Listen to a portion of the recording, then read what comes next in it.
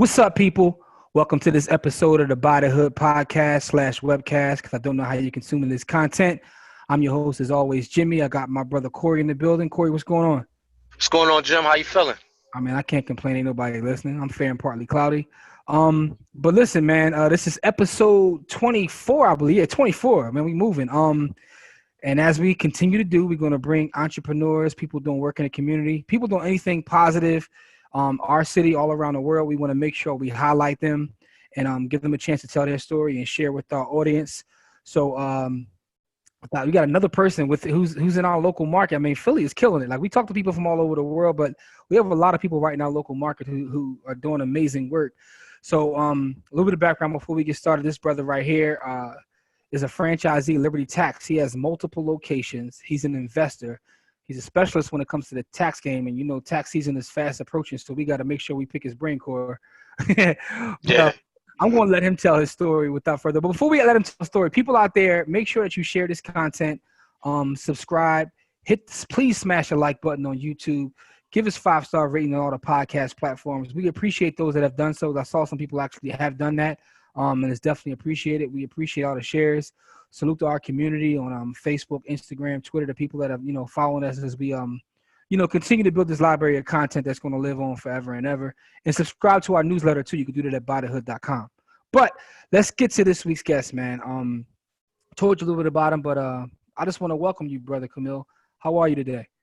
I'm good. Thanks for having me on your show. It's definitely a pleasure. Yeah, man. So I know a little bit about what you do. Korey was telling me a little bit about what you do. And, it's very impressive, man. You've built an amazing career thus far. But before we get into that, give us a little bit about your background. Where are you from? Are you from Philadelphia? Where'd you go to school, college, and things like that? Background, actually was born out in Cali. Probably came to Philly when I was like 1 or 2. Was actually, I guess, for a few years, lived in the area, I don't know if it's still called, but lived down the bottom, not too far from Drexel's campus. From there, went to Lower Marion, was there for a couple years, and my parents didn't pull me out of there. Probably would have played on the same basketball team with Kobe Bryant. But from there, went to Cheltenham. So when I was like 9 or 10, went all the way up through the Cheltenham high school system. From there, went to college at North Carolina A&T, got a degree in accounting. After that, moved back to Philly. I actually moved back to my parents' house. Moved out of my parents' house when I was 24, moved to Germantown. Lived in Germantown for 15 years. And then a couple of years ago, I was fortunate enough to buy my grandparents' house and redo it and kind of keep the house in the family. And so I'm out in Winfield. Okay. So local guy. Okay. So at North Carolina A&T, what did you major in? Accounting.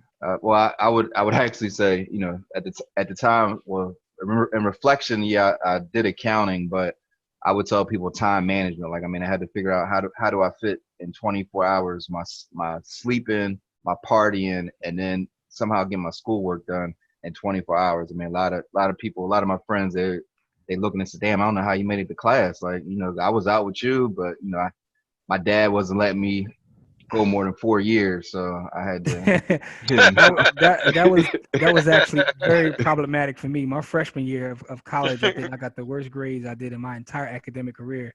Yeah. Trying to do exactly what you just said, because to be completely honest, in retrospect, I don't think I was ready for college when I went. Which leads me to a question for you, right? So, with the student loan debt crisis that's going on, what would you suggest if you had a young one coming up, prepared to go to college? Would you suggest college, trade school? How would you suggest, like, do you still see the same value in college that you did when you went? It's hard to say. Like, I would say that, like, I've said this plenty of times to people, where I feel like you should want to have an income producing skill as soon as possible. So I would say, like, I don't have a child, but if I did, I would probably encourage them to get some type of like trade or craft, like almost immediately, then go to college. You're a little more mature, like 2 years out of school. So maybe you're a little more disciplined as far as how you're going to take school seriously. And also, like, if you have a skill, if you can cut hair while you're in school, you can always make money for yourself. But I don't know if college is necessary, but I think the discipline that it entails, if you're able to graduate, the and also like picking the right degree. Like my degree, accounting, in retrospect, is like I do basically two major things when it comes to just financial things. Like I spent a lot of time doing bank reconciliations and taxes. Taxes was literally one semester, optional to take a second semester. Bank reconciliations was about one like a paragraph in the accounting book. But I've spent a big portion of my career doing it. And then the other stuff, I mean, it was helpful, helped me to think, but I don't know if it was worth the. I mean, the experience was worth it, but as far as like just the education, like I'm a firm believer, like your education never really stops. You have to keep learning. I probably have spent a good amount of my own money, time, resource, whatever, just to get whatever kind of education I could, just whatever I thought I might have needed at the time. So it never stops for me. Like, I mean, as Korey had just hit me up, I was actually going through like a market update, just trying to constantly trying to get more information. So, but to answer your question, I feel like get a skill first, then go to school, unless you already have a skill out of high school that you can make money from, and then go to school. But I mean, I don't. It's difficult to say. Like I think for every person is different, but I would definitely believe that if you could have an income producing skill first, I would move in that direction. Got you. Just want to get your perspective. We like to ask that to a lot of people. That's actually a different answer than most people give us. Most people either say go or don't go, or go to trade school or don't. He said do both. Like get a skill and then hit the books. What's interesting about his answer, right, is something that I talk to people all the time about this, which is just because you don't go right away doesn't mean you're not going to go. A lot of times we try to force people to fit within this box of you have to go as soon as you finish high school. You got to finish in 4 years, and that's just not the real world. Like, it's never too late to go. Like, we see people graduate college at all ages. I understand why people say that, because they feel as though if you don't go right away, you're never going to go. But it's all about, to me, having a plan. I do see the value in it, but I also see how it's lost its value because, man, I mean, in my day-to-day life, man, I know a lot of wealthy tradesmen. Let's put it that way. Right. A lot of tradesmen. But and getting back to your career, so what I find interesting just off bat right now is that you're one person who actually does work within your major. There's not too many people that we talk to that have done that. People major in all kinds of things and end up doing all kinds of things. But it didn't start like that. I mean, it actually I probably went away from accounting. Like I graduated, got an accounting job for like 18 months, then left accounting and didn't really get back into accounting. Like I left accounting in 2003, never thought I would do anything with it again, but then got back into accounting or taxes in 2008. But I definitely, I hated it. Like it was like, oh no, like I thought I would never do this. But I mean, it was the format and how I was working. Like I was in corporate America, like, going 9 to 5. I hated it. Other people say like they didn't know how I could be complaining. I got this good job and this and that, but I just it wasn't for me. Like, okay. So how did you make that transition? Like what made you to say, I want to get into the franchise game? What led you to that? Well, what led me to the franchise game was like, it was a combination of a bunch of different things all happening at one time. But, I was buying real estate. I was trying to, I was buying real estate, getting properties, but I kept feeling like my money kept being tied up, and like I was always broke because I'm financing these projects myself, or I'm going to a bank and they trying to get them to lend me money, but I got to jump through all these hula hoops and this and that. I was getting frustrated. I was listening to like some Robert Kiyosaki stuff, and he talked about having like a cash machine. At the same time, I was because I had gotten a little more into real estate. I just kind of noticing different things, like I noticed that Jackson Hewitt, H&R Block, they were only open 4 months out the year, but I know those landlords weren't letting them stay there rent free for 8 months. They had to be paying that rent, so they had to that meant to me they were making a lot of money in a short period of time to be able to do that. I went to a couple, like my parents were actually in the tax business, but okay. I never, like my grandparents had the tax business, but I've never actually saw the value in doing tax. I actually thought it was stupid. So I never did it myself. But then, and then I read, I listened to a Nas album, his Untitled album, and there's a song on it called "We're Not Alone," and like I think it's the last verse he talks about. He says, Reginald Lewis, the first black billionaire before Oprah Bob Johnson. Where'd he disappear? And Yep. I was like, well, who's this guy? So I looked him up. From Virginia State. Why should white guys have all the fun? Exactly. Had the book. The funny thing is, the book has been in my parents' house. Like, was in my parents' house my whole life, but I never picked it up until I heard Nas talk about it. Yeah, shout to Nas for that. I read that book, and that kind of just lit a fire under me. And then just so happened that I saw a Black Enterprise magazine, and it said top 100 franchises, top 25 franchises under 100,000. They had 3 tax businesses in there: Ronnie Deutsch, Instant Tax, Liberty Tax. I hit them all up. Liberty Tax was the first one to hit me up. Respond back to me. They invited me down to Virginia Beach. I went down, and I just decided to give it a shot. I thought I would just cut a check and make money. Didn't work out that way. Went a couple years before I actually was able to make any kind of money from it. But I was working. I was basically living in the tax stores. It was just the process. So how many locations do you have now? Up to 5 now. Okay. And a call center.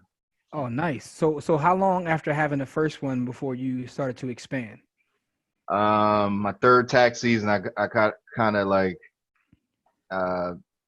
of nudged. I wasn't necessarily ready, but I got nudged in the direction of getting another store.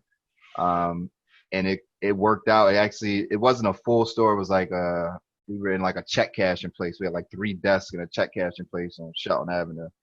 But it was, the benefit of that though was my overhead was low.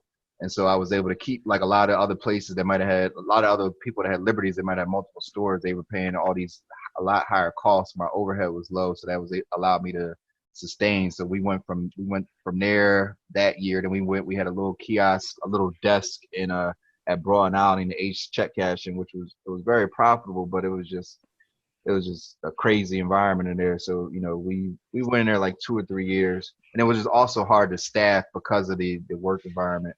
And then the next year or the year after, we went to Walmart. Liberty had something set up with Walmart, so we wound up going into Walmart on Aramingo Avenue. So I basically had 4 locations. I had 1 physical location was at 5th and Alny. Then the other 3 were all kiosk, seasonal type things. But we were doing good numbers, but they were all seasonal. There wasn't another brick and mortar. But I decided hey, if we do brick and mortar, we could do more business. We can do more returns. I don't my holidays were always shot because I'm always setting up, going to different locations and got to set it up, and then lugging the stuff back and forth, and I just frustrated with all that. So we just took a chance and tried some other, and just tried to open a store. Well, actually, Walmart kind of nudged me because their rent went from $4,000 for the tax season to $16,000 for the tax season. I was like, man, for $16,000, I can just get my own spot. So where are your locations now for the people watching them? They want to visit one of your locations. Where are they located at? You're all in Philadelphia, right? Yeah, all in Philadelphia. 5th and Alny, Frankfurt and Harrison, across from the Aria Hospital, Shelton and Knox, across from the Family Dollar, a couple doors down from the liquor store. Everybody knows that. What else? We had Broad and Rockland, Broad and Chew, between Broad and Chew, and I think that's Broad and Nedro, next to a couple doors up from the Dollar General, big Dollar General. So that's it's a car dealership out there, right? Yeah, a couple, a block up. I think it used to be called Best Buy. I don't know what it's, not sure. Yeah, that's one of them joints that switch names all the time. I know you're talking about though. Yeah. Okay. All right. So you got some nice spots. You got 2 on Broad Street. Yeah, my man got foot traffic all over the place. Yeah, those 3 stores are very close to each other. It's actually one of the it's the number 5 or 6 top performing territory in the Liberty franchise system. Nice. I was going to ask you if you didn't mind sharing which one is for you is your best performing store out of the 5 you have. Well, it's fluctuated over time, but at the moment, the last 2 years, the number 1 store has been the Broad and Chew store. Okay. That's interesting.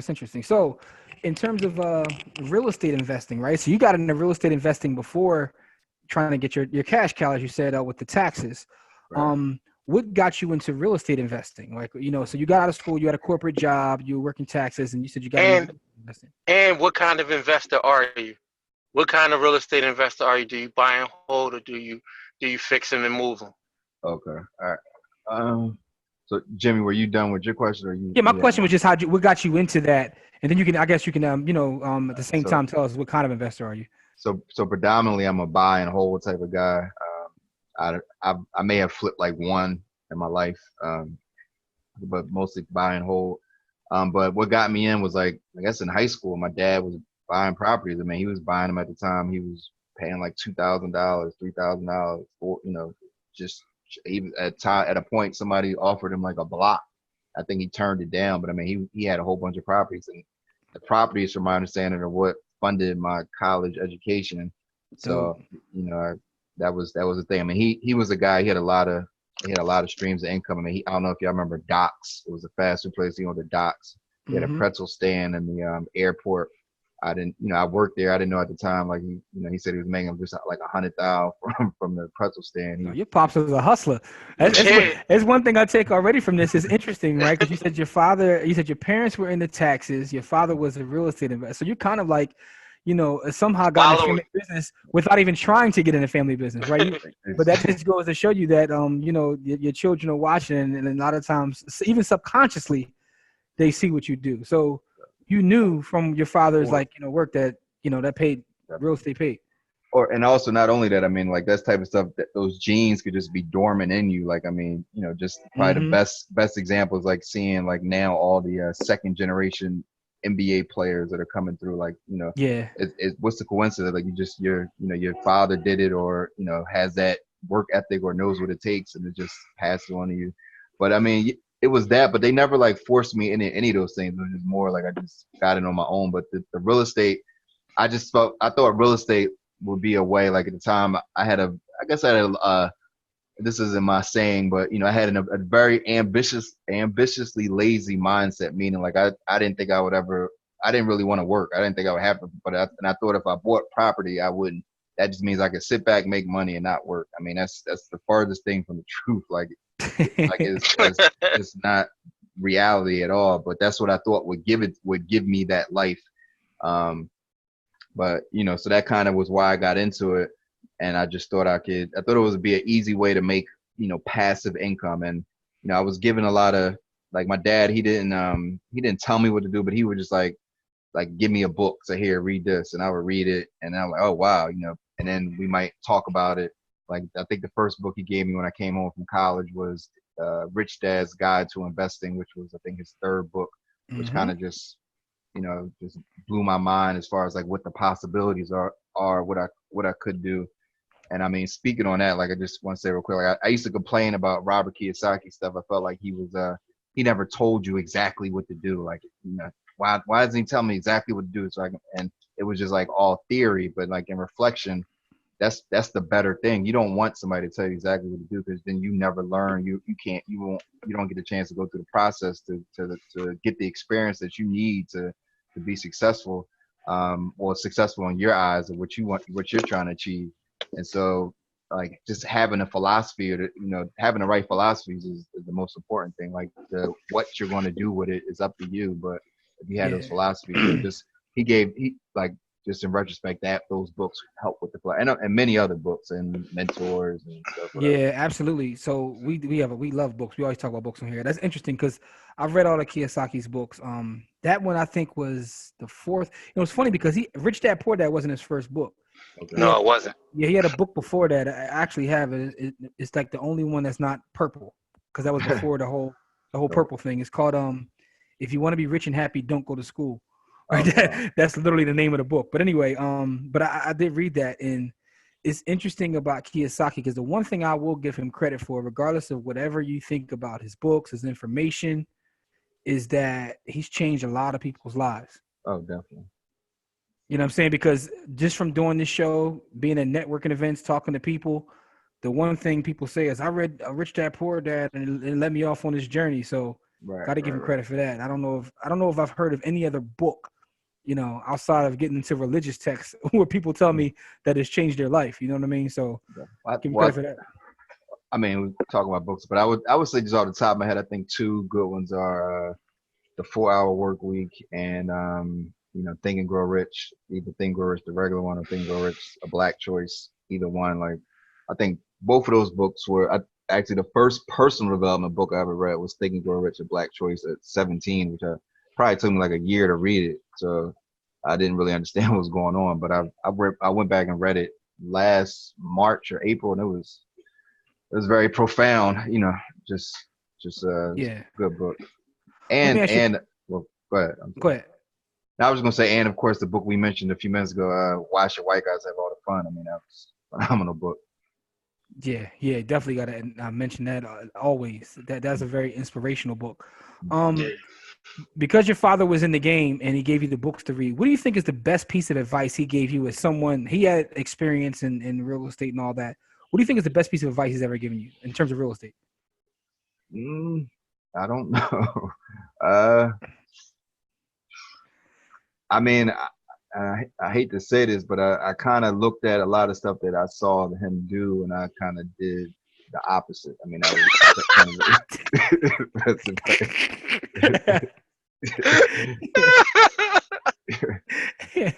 Oh, that's interesting. That's interesting. Yeah, that's okay. Funny. So do you just do residential, or you do commercial, or what's your specialty, or do you do a little bit of both? I mean, I would like to get into commercial at some point, but mostly it's residential. I have a couple of those like mixed use buildings. We got the storefront on the bottom, and then a couple apartments on top, and then I got basically everything I have is like multi-unit, so multi-unit apartments or those mixed use properties. But I would like to get into other stuff later. Nowadays I'm trying to find the opportunities where it's going to require the least amount of my time once it gets set up, and kind of how I can set it up where it's it can kind of be more on a automated type of thing. And I feel like larger projects are easier to generate the revenue to actually be able to pull that type of stuff off. So in terms of real estate, what's your long-term goal? Is it a specific cash flow number, or is it a certain number of doors you want? It's more just like, I guess, a retirement thing. I don't have a figure for real estate. It's just like, I guess it's all like, I just look at it more like I have a portfolio, an investment portfolio. Real estate is a portion of that investment portfolio. Real estate, I feel like, once these mortgages are paid off, and the ones that, that provides like retirement for cash flow. You got equity build up, you got the cash flow, and so on. And that's retirement. The faster you're without mortgages on your property, that's now you can decide that gives you more options. Like, hey, do I want to work in something else or not? I got this passive income coming in. So I don't really have like a target with that as far as numbers. It's just like purpose. The purpose of it is to create either an early retirement thing, even though I would never like retire, but I don't know if I cannot work. Like, I like working. You enjoy what you're doing, right? Yeah. Exactly. Yeah, that's important. That's definitely You never important. retire when you enjoy what you're doing, because you're going to keep doing it. You know what I mean? You'll always trade your time to do that. Definitely. Yeah. And even go ahead. Well, I was gonna say, even like I feel like every year, like every couple of years, I find something new that I'm interested in. I'll go down like this rabbit hole where now I just have like this new thing that I'm into, like as far as just acquiring knowledge and trying to pull it off and make it happen, and just challenging myself constantly, like stepping outside of the comfort zone That's important. on my box, whatever, just kind of expanding it always. That's important. So and I know you do other kind of investing. I want to get into that as well, but I just have to ask this question because as someone who's a tax professional, how does that help you as a real estate investor? Because I'm sitting there thinking like a lot of, I'm a real estate investor, and a lot of times, I try to figure things out by asking people when it comes to taxes, because one of the benefits of being a real estate investor is taxes.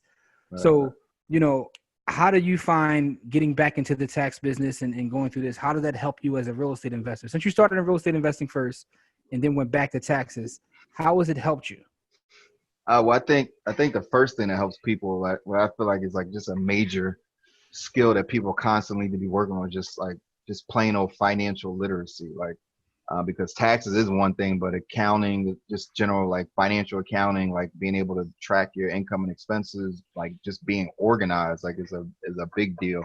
But as far as how to do taxes, I mean, early on, I know that the taxes have kind of changed a little bit, but I know early on, you can depreciation. Depreciation is a non-cash deduction. So meaning you don't.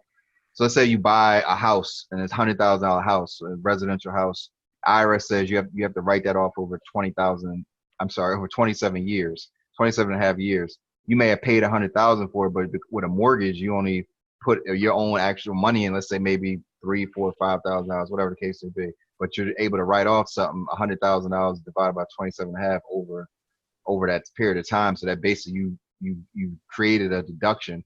The problem is that once your income starts getting at certain levels, then you kind of lose those deductions. So I've kind of been coming across that a lot more as like my clients and my peer group, like their incomes are increasing, like trying to figure out additional ways where they can decrease their tax liability, because it's a lot of the stuff that used to work it doesn't work anymore. Do you find that when you start to have a client who say is a real estate investor, that they're not taking full advantage of being one tax wise, if they've been trying to like do it themselves or going to someone else? Like, do you find that a lot? Well, I do. I find that with every business person, just because, like I said, they're just not organized. Like most business people are not organized. They don't like value like just organization and keeping track of their income and expenses. And I mean, on a very like generic basic level, something I do, which I share often, is I just I years ago when I was doing my taxes, I would always throw my receipts in a paper bag. And at the around tax time, I would pull everything out and I would take a spreadsheet and I start putting everything on that spreadsheet. And it would take me days. And my girlfriend at the time, she was like, "Well, why don't you just write it on there when it happens?" I was like, "Oh, that makes sense." So since 2000, 2000 something that simple, something that simple, huh? So since 2005, I've literally been doing that. Like I have spreadsheets that every time I have a business expense or income I receive, I just put it on there. And it just that simple process alone, because you go through a year, you might have spent money on this, you spent money, but you may not remember, you may not have put the receipt in the right place, all types of stuff. So if you're not organized, when you come see your tax person, they're trying to pull information out of you. You don't know, you can't fill it out properly. Like the information request, you can't fill out the forms or whatever. It's just like, it's like you get your taxes done, but you're probably not receiving the best benefit for what you are trying to do, because you didn't come to the table prepared how you could have been. Plus, if you can't like quantify how well your properties are performing, you don't really know how well you're doing. You might say, "Oh yeah, I'm making $300 a month in cash," or "Yeah, I'm making $400, I make whatever the case may be." But really, once you really break everything down, you might be making like $10, or you might be underwater but you don't really know, because you don't have a way of really tracking it, or you don't know. You can also see trends in your numbers and all types of stuff when you had that stuff written down. So that's a good gem for our people out there who own businesses. Like and it sounds like very simple, but just being organized right there and writing things down as it happens can help you in terms of. That's a great piece of advice right there. But you were telling me that you started with real estate, you got the taxes, and lately, over the last couple of years at least, you got into stocks and even crypto. Right. So crypto first, then stocks. Crypto first, then stocks. Okay. So in terms of crypto, what led you into wanting to learn about crypto or investing in crypto? FOMO, fear of missing out, led me into crypto. I would say like 2006. I'm in this like website, this online It's a good honest answer. That's what it was. I was in his online community, and this guy had posted something about they said like the Google's Bitcoin, the next big thing, and then we was talking about a cryptocurrency called Ripple. I didn't know anything about it, but I saw it like at the time it was like 0.006 cents. That's what the guy was saying it was. And at the time I was like, it was right before tax season, like December 2016. And I know how I am. Like if I get into something, like I get into it, and I wanted to be focused on tax season. So I was like, I ain't worrying about it. I'm, whatever. It's probably a scam anyway, whatever. I ain't got time for that. So then like March came around, and the guy posted like, it went from 0.006 cents, so less than a penny, to now it was 4 cents. And I'm like, oh, dang, 4 cents. Like, and I was like, Yeah, yo, when you look. start moving that decimal point, you was like, damn. Like, hold up. So I was like, oh man, let me I gotta check this out a little more. So I went like the guy had posted some videos. I was like, oh man, let me figure out how to sign up for something. So I went to some of the exchanges, but the exchanges to sign up for, they were asking for so much information, personal information. They wanted my like bank statement, all like ID, all this stuff. I was like, ah man, it ain't that serious. I'm cool. But then I think like a week or two after that, the guy posted it was like from 0.06 cents now 6 cents. I was like, oh, that's when the FOMO took over 100%. I was like, I don't care what they want, whatever they want, they got it. I'm signing. But come to find out, it was like this. They also the guy posted another link to like to Coinbase, and at Coinbase at the time it was very simple. They weren't asking for all the information, so I started with $30. I think I bought $30 worth of Ripple. At one point, I think that I was buying. It did drop back down. I think like 4 or 5 cents. I was buying all the way up to like, I don't know, maybe like 10, 15 cents. I think it went up to like May or June of that year. It went up to like I want to say like in the high 40s or something, 40 cents. And I was just like, whoa, this is crazy. I bought a course. I bought a course because it was like so much information, was so much coming at me. Like with crypto, it was so hot, and it was just like everybody had information. I couldn't really like distinguish what should I be focused on, what I shouldn't be. So I was able to find this course. I paid for the course. I took the course. I took the course like it was like an online course recording. So I watched it like I don't know like 3, 4, 5 times until I could really start grasping the concepts. Even now I'm still learning, but I mean I'm way better than I was back then. And then also with the course was like daily market updates, so I was just able to just learn out. I mean the market topped out at the beginning of January 2018. And one of the guys that lead the course, like his favorite saying at the time, like he was just talking about how like he just wasn't happy with the markets, like the prices are too high, but he kept saying, like, if you've made life-changing amounts of money, you need to cash out. You need to go into cash. Like, I'm telling you, go into cash. And I was just like, man, I don't know what you're talking about. Like, I don't know what you're talking about. So, I mean, I watched, account go from, a lot of money to like not anywhere to maybe like 10% of what it was in like a month or two. And I was like, dang. You told me to cash out. I should have cashed out. You told me to cash out. But what's interesting about that, and it was another guest we had press, and I said the same thing. I said it's interesting to me about FOMO is real. How many people got into it based upon FOMO, but it also led you to getting into the stock market, right? Right, exactly. And there's a lot of people who are into the stock market now because of cryptocurrency that like wet their feet and then made them like go back and say, well, let me start studying this market. And so I found that interesting. So when you started to study the market, like, how'd that work out, and what kind of investor do you consider yourself within the stock market? I would consider myself very neophyte. I mean, I had been buying stocks like just off of like gut feelings, for a long period of time. And I had bought what's that stock called? When Bitcoin was going crazy, or was coiling upwards, there was a Wall Street Journal had an article, and they talked about 2 companies that were making that everybody, the GPU rigs, whatever they're called, that the miners use to mine Bitcoin and other cryptocurrency. And there's 2 companies, NVIDIA and AMD. And AMD. And I looked at NVIDIA and it was like $160, $170. I was like, oh, it's too rich for my blood. And AMD was like $12 a share. So I was like, I can get 100 of those. So I just like little stuff like that, years before that, buying like Facebook, because I use Facebook, buying Liberty Tax because I'm a Liberty Tax, but that was like my strategy. But now, I mean, stocks, I would say it's a lot trickier. Well, I would say my style is more, I would guess like long-term holder, as far as like trying to find value in the market, and also like stuff that pays dividends. But with stocks versus crypto, I would say stocks is more like fundamentals matter a lot more in stocks than they do in crypto. Crypto is a lot more technical analysis. So you can kind of just look at the charts and like everything's for the most part, everything's like a slave to Bitcoin, all the altcoins. But in Mm-hmm. stocks, you know, you have real products backing these things. You have real financials, and so it's a lot more research and I would say skill to get involved. I mean, to really like do well. And I'm still like trying to still learning this process. So I wouldn't call myself an expert as well, but I am constantly funding my stock account, constantly, you know, learning.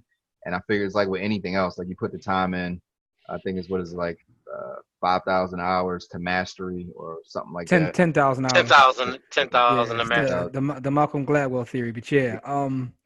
So that's interesting. That's interesting that it led you to that. So now you know you have your real estate, which is a part of your portfolio. You're buying your stocks and your crypto, and I mean, so you've put together a mean financial package right there. You got the franchise, and so congratulations on all your Thank you. success and everything that you got going on. But what's the Appreciate future it. hold for you? Like, you want to get more franchises, more real estate? What's the future Uh, hold? so the future for me is, I mean, I kind of see myself more. I got a book in my head that I've been just procrastinating to write. I got to get that out on paper. And then just want to be more of like an investor, like investing in learning more about, you know, the markets. You know, I didn't, you know, 2 years ago, I didn't know that speculation was a real business that people put a lot of money into. So learning to be a better, you know, just market analyst, learn to be a better investor, like want to be an angel investor in project. I mean, angel investing is, you know, is basically was crypto before crypto was crypto as far as the returns that you can get in angel investing. So just really trying to be a better investor, and then actually, you know, when I feel comfortable at a point where I can just kind of share that information and help other people do the same. I mean, I have like, can't see my behind, I mean, in front of me, but I have my goals list. Like I have 3 different goals lists up here that I'm, you know, trying to accomplish. But it's just more like, it's more, you know, creating income streams that don't require like that aren't limited to like a specific location, like just kind of in investing. I mean, I've been in that group that I was talking about earlier. I mean, I had the opportunity to meet with them in Amsterdam this past year. I mean, this summer, and just kind of seeing their lifestyle and the stuff that they're doing. I mean, you know, basically people just in their 30s working from a laptop, you know, and not limited geographically to how they're, you I know. see one thing that's interesting is you've mentioned like passive income and maybe several times, like not even consciously doing it, just in their conversation. So you're big on, I guess, trying at least automating or trying to automate and The doing as passive income doing stream. as doing as little as possible, making as much as possible. He Right. Well, said he's the lazy aggressive guy. ambitiously lazy, I like That's that. Ambitious. that's not me. That's not originally. I have the first person I heard say there's a guy named Brian Lyles, way like in like 2001, 2002. He was a top guy in prepaid legal back in the day, but that was his thing. He's ambitious, lazy. And I was like, yeah, me too. Me too. I'm ambitious. Ambitious, lazy. Got you. So, man, you've given us a lot of information and a lot of gems. I think the couple things that I'll take away from this is you're constantly looking to improve yourself. Like, you know, you don't mind investing in yourself. You said you bought a course. So I'm picking up on what you're saying. You bought a course. You write your goals down. So you're big on self-improvement. That's one thing. Definitely. Um, But organization. before you, I would say like none of this would even be possible without like the self improvement part. I mean, I like a Jim Rohn, like a lot of his stuff. I listen. I probably have like got like a degree in just Jim Rohn's philosophy just from listening. He has a CD series called the Weekend Seminars, like 12 discs. For like 2 years of my life, that's probably like all I listen to like every day. And Yeah, so just I'm a huge Jim Rohn fan too. So I'm very familiar with Jim Rohn. You know, good stuff. what's the one 7 strategies of like wealth and happiness Uh, or something like that. So, yeah, and you know, he wrote the Pillars book. So I'm very familiar with Jim Rohn and seasons of life. yeah. Mhm. So self-improvement is crucial to you. So let me ask you a question though, right? Getting Yes, back to sir. the books, because you gave us a couple books that, you know, if you had to narrow it down to your top 3 books for someone to walk away after watching this, and they had to get 3 books that could encompass financial or self-improvement, what would you say are your top 3 books? Because we mentioned maybe after this we mentioned maybe like 6-7 books already. But what do you think Yeah. would be if you had to give me like your top Like, 3 books that someone asked you? I think it really depends on where you are in life. Like if I'm like brand new person to like this whole space of like personal development, financial improvement, financial literacy, I would probably say I would start with Rich Dad Poor Dad, Think and Grow Rich, and I would probably say either The Millionaire Next Door or and you know the guy Why Should White Guys Have All the Fun? Yeah, But I mean that's a good 3-4 books, right? That's a good one. but at the same time, like there's so many good books out there. It just depends absolutely. Listen, man, there's tons of books out there. You know what I'm saying? Korey, if I never asked you that question. If I tell you to give me 3, what would you say would be 3 you recommend somebody? Outside of Own Your Time and Space, which is a book written by myself and Korey. Outside of that, we're gonna take our book off the shelf, Korey. Outside of that, give me 3 books you would say. 7 Habits of Highly Effective People. Good one.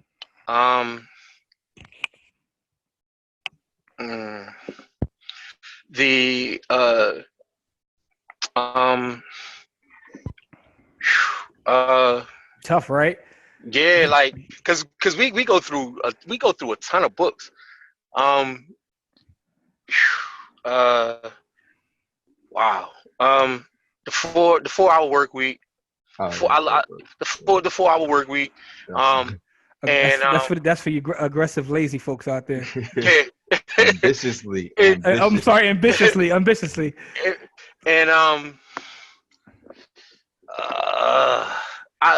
It's tough to pick I hate to go back to Kiyosaki, but the one with the God, you about to steal my answer, man. The one we use for the slides. Yeah, you're stealing my answer. Cash flow quadrant, because that cash was one flow of my quadrant. Cash flow quadrant. That's the one. Yeah, because I done read all of the Kiyosaki ones, but the cash flow quadrant was my favorite. Mine too. I think that gets back to like financial literacy, like just really, I think he helps simplify like financial literacy, which I think sometimes people make it harder than it has to be. But absolutely, they do. Like, and another one. I'm sorry. How to win friends and influence people. Oh yeah, definitely. There's that's a good one. Yo, for me, right? So I just off the top of the dome, and I read all kinds of books. Read thousands of books, but right now, Cash Flow Quadrant. That's my favorite Kiyosaki book. That book literally changed my life. It's funny because I always say this.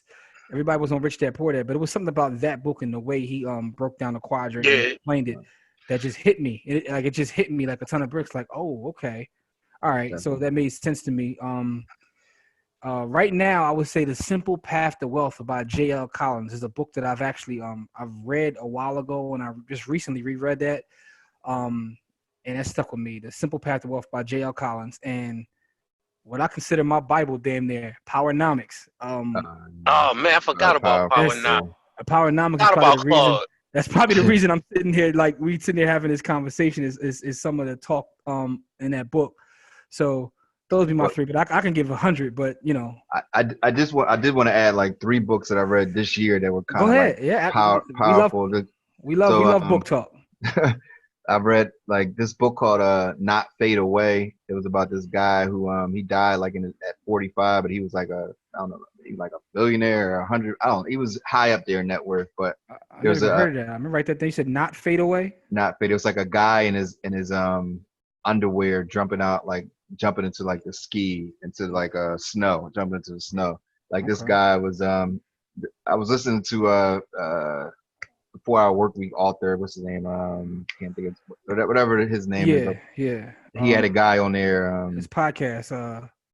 What the hell? Tim Ferriss. Tim Ferriss podcast. Yeah. He had a guy on there that he interviewed named Noah Keegan. Noah is like is a 40-year-old billionaire. I think he might have been. Okay, 30. I know who he's talking about. But he talks about like he's a venture capitalist, and he was like, what's the one book that you make all your people read? And he was like, Not Fade Away. Like I feel like everybody had to read this book. Yeah, I'm familiar with Noah Keegan. I somehow got on his newsletter. I don't remember ever signing up for it, but dude, he sending me emails all the time. So he somehow got my info. I filled out something or whatever, but I know exactly who Noah Keegan is. But that book is Shout just to him. about this guy's life story and how he, basically from 30 to 45, he went from like a ski bum, like literally was a ski bum, to being like, the heads of multi-billion-dollar cable companies.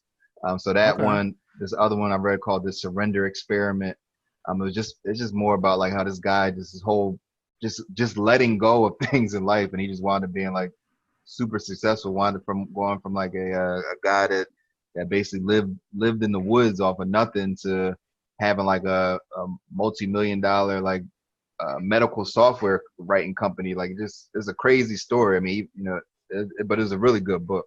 And then also this is also a book that I heard on Tim Ferriss's show. And his book is called The One Person, $1 Million Business. This talks about like a woman who, it's actually, the book is about a writer from some magazine who actually interviewed people who implemented the 4-hour work weeks strategies and are living them.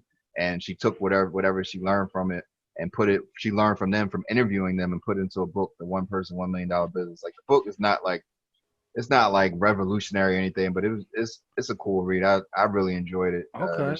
this year. I appreciate that because I haven't, and Korey, Yeah, I never heard of that I'll be in book. the books, but I haven't read. I read none of those books. Like, so that's dope for me. Recently I read a couple of good books. That we actually just had the author on one book that I read is called Bitcoin in Black America.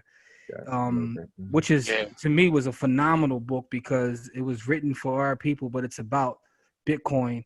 And I'm reading another Bitcoin book now. It just happens to be like, so I read a book a week. So in between that book, the book that I'm currently reading this week is called Bitcoin Billionaires, about the Winklevoss twins, and it's a very interesting book though. Like, it's a pretty good book. It's probably going to be a movie one day. But the guy who wrote the book that the Social Network movie was based on actually wrote this book.